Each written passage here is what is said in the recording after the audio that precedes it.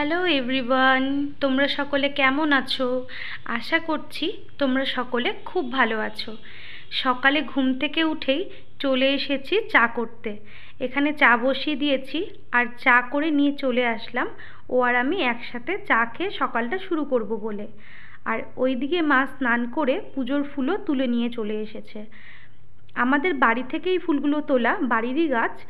মা আর আমি দুজন মিলে কিছু কিছু করে ফুল লাগিয়ে, গাছ লাগিয়ে একটা ছোট্ট মতো খুব সুন্দর একটা বাগান তৈরি করেছি। তবে জানো তো, কিছুদিন হলো গাছগুলোতে যেন ফুল ফুটছে না খুব একটা বেশি। মা বলছে যে একদমই খুব বেশি ফুল ফুটছে না, কিছুটা কয়েকটা ফুল ফুটছে, একদম খুবই সামান্য। তো আমি বলছি হয়তো বর্ষাকাল, বৃষ্টি হচ্ছে, সেই কারণেই হয়তো ফুল হচ্ছে না। আর এইদিকে মা পুজো শুরু করার আগে মা এখানে তিলক একটু পরে নিচ্ছে। এখন তো আমি আর পুজো করতে পারি না, এখন নাকি পুজো করা বারণ, পুজো করতে হয় না, সে কারণে পুজোর দায়িত্বটা মার ঘাড়েই পড়েছে। তাই মা সকাল সকাল স্নান করে পুজোর ঘরে চলে এসেছে। এখন এই যে ঠাকুরের চন্দন বেটে নিচ্ছে। দেখো, এইদিকে মায়ের কিন্তু পুজো করা অলরেডি কমপ্লিট হয়ে গেছে। এখন ঠাকুরকে প্রদীপ দেখিয়ে নিচ্ছে, প্রদীপ দেখিয়ে ধূপ ধুনা দিয়ে নেবে। মা এইদিকে পুজোটা সেরে নিক, চলো আমি ততক্ষণ তোমাদের সাথে কিছুটা গল্প করে আসি। আমি একজন খুব সাধারণ বাড়ির মেয়ে, আর খুব সাধারণ বাড়িতেই বিয়ে হয়েছে আমার। আমাদের জীবনযাপনটা খুবই সাধারণ এবং মধ্যবিত্ত। তো সেই কারণেই চেষ্টা করি যতটা অ্যাডজাস্ট করে চলা যায়। তোমরা আশা করি জানো, যারা মধ্যবিত্ত পরিবার থেকে বিলং করো, যে একটা সংসারে বিয়ের পরে কতটা স্ট্রাগল করতে হয়, অনেকটা ধৈর্য ধরতে হয়, অনেকটা অপেক্ষা করতে হয়, এবং এসবের মধ্যেই একটু একটু করে চেষ্টা করতে হয় নিজের সংসারটাকে কী করে আর একটু ভালো করে রাখা যায়। বিশেষ করে পরিবারের মানুষদের সাথে খুব ভালোভাবে থাকা যায়, প্রতিটা মানুষকে খুব ভালোভাবে রাখা যায়। এটা কিন্তু একটা সাধারণ পরিবারে খুব বেশি ম্যাটার করে। ভালো খাওয়া পড়ার থেকে একটা সাধারণ পরিবারে ভালো থাকাটা খুবই ইম্পর্টেন্ট, যেটাকে আমরা খুব প্রায়োরিটি দিই, আমি যেটা মনে করি। তো সেই কারণেই এই মধ্যবিত্ত পরিবারে অনেক টানাপোড়ান আসে, অনেক কিছু আসে, যেটাকে মুখ বুজে হাসি মুখে সহ্য করে যেতে হয়, তবেই একমাত্র সামনের দিকে এগোনো যায়। জানি না তোমরা আমার সাথে একমত হবে কি না, তবে আমার এটাই মনে হয়। তবে সবার সাথে একসাথে চলার যে আনন্দটা, সেটা কিন্তু অনেক, সেই স্ট্রাগলটা কিন্তু খুব একটা মনে থাকে না তখন।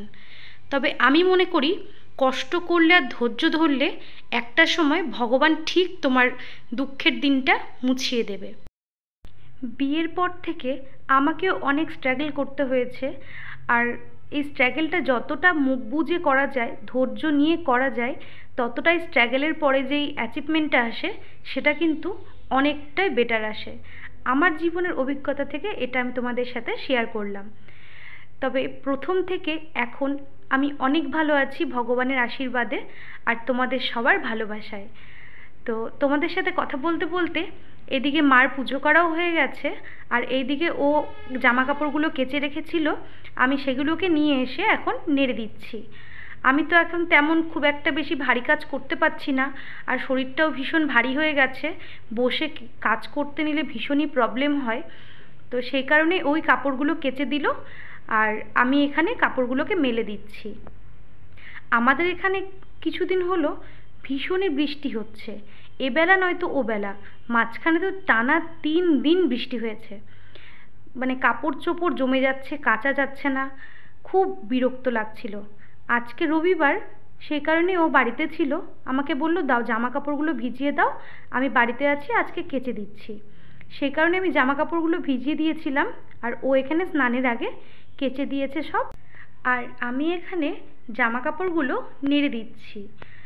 আসলে আমাদের এখানে বেশ কিছুদিন হলো টানা বৃষ্টি হয়ে যাচ্ছে, সকালে নয়তো বিকেলে, আর এই কারেন্টটাও ভীষণই ডিস্টার্ব করছে।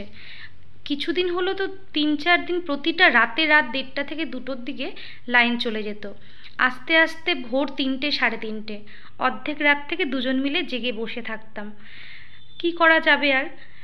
আমি এদিকে জামা কাপড়গুলো নেড়ে দিলাম, আর এইদিকে ও বাজার থেকে মাছ নিয়ে এসেছে। আজকে জানো তো 2 রকম মাছ নিয়ে এসেছে। এখানে ছোট ছোট এই কর্তি মাছগুলো বলে, এগুলো নদীর মাছ। নদীর মাছ পেয়েছিল বলে নাকি ওর নিতে ইচ্ছে করলো, তাই জন্য অল্প করে নিয়ে এসেছে, ওই 300 গ্রাম মতো। আর সাথে নিয়ে এসেছে রুই মাছ। এই রুই মাছটা খুব একটা বড় নয়, ছোটই। আর মায়ের দিকে এখানে মাছগুলোকে ভেজে রেখে দিয়েছে, রুই মাছগুলো, আর কর্তি মাছগুলোর ঝোল করেছে। তো আমি তোমাদের সাথে রান্না করার সাথে সাথে ভিডিও করতে ভুলে গেছিলাম, বাবা এসেছিল সেই কারণে। তো খাওয়া দাওয়ার পরে এই ভিডিওটি তোমাদের সাথে শেয়ার করলাম। খাওয়া দাওয়া করে উঠে দেখছি বাইরে ভীষণই আবারও মেঘ করেছে। ওই যে বললাম, এখন যখন তখনই মেঘ করছে আর হঠাৎই বৃষ্টি হচ্ছে। তো চলো বাইরে জামা কাপড়গুলো মেলা রয়েছে, সেগুলো তুলে নিয়ে আসি। হ্যালো বন্ধুরা, সারাদিন পর চলে আসলাম তোমাদের সাথে একটু কথা বলতে। সারাদিন তো সামনাসামনি এসে কথা বলতে পারিনি, কাজ করছিলাম, তোমাদের সাথে কাজগুলো শেয়ারও করলাম। তো এখন বাজে বেলা 3টে, 3:30। তো এখন আমার স্নান খাওয়া দাওয়া সব হয়ে গেছে, অনেকক্ষণ আগে খাওয়া দাওয়া হয়ে গেছিলো। বাবা এসেছিলো, বাবা গাছের লেবু নিয়ে এসেছিলো। আর দুপুরে আমাদের এখানে খাওয়া দাওয়া করে গেল, খেতে চাইছিল না, জোর করে বললাম খাওয়া দাওয়া করে যাও, তাই খাওয়া দাওয়া করে গেল। বাবার সাথে গল্প করছিলাম, তাই জন্য আর কি ব্লগটা করতে পারিনি। তা সারাদিন তো তোমাদের সাথে শেয়ার করলাম কি করলাম না করলাম। আর এখন একটু বসবো, এডিটিংয়ের কাজ আছে, ভিডিও এডিটিং করব, ভয়েস ওভার দেবো। তার জন্য ভাবছি তোমাদের সাথে লাস্টে একবার কিছুক্ষণের জন্য কথা বলি। তো এখন বসে আছি, ওয়েদারটা ভীষণই খারাপ, কখন যে বৃষ্টি হবে কি। বেশ কিছুদিন ধরে আমাদের এখানে লাগাতার বৃষ্টি হয়ে যাচ্ছে, আজ এখন নয়তো তখন, এবেলা নয়তো ওবেলা। তো আবারও মেঘলা করেছে, দেখা যাক কখন বৃষ্টি হয় না হয়। তো তোমরা আমার ব্লগটা দেখতে থাকো, আশা করি তোমাদের ভালো লাগবে। আর দেখা হবে নেক্সট একটি ব্লগের সাথে, ততক্ষণের জন্য টাটা।